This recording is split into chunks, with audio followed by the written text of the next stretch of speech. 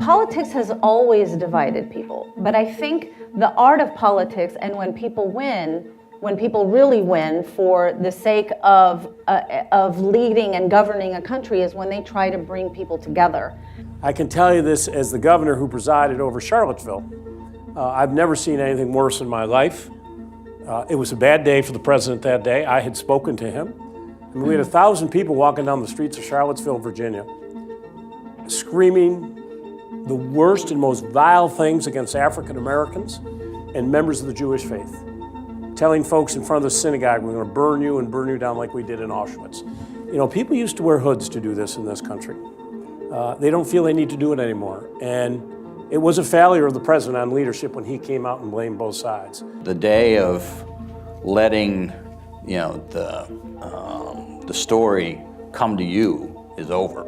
You got to get out and manage the story. And it's very, very, very easy for lawyers who think that they're out promoting the interests of their client to sometimes lose sight in the fight, the rough and tumble of the fight, of the fact I have one job, and that is under no circumstances am I to do harm to my client, even if it is in my own personal interest to go down a certain path.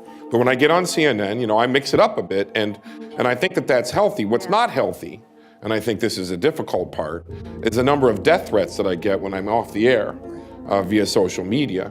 Social media today, I think, also magnifies the divisions more than it does anything else, more than it does people agreeing on something. But when I went in, I had to work in a bipartisan way. I wasn't going to get anything done. People actually want it. They want people to govern.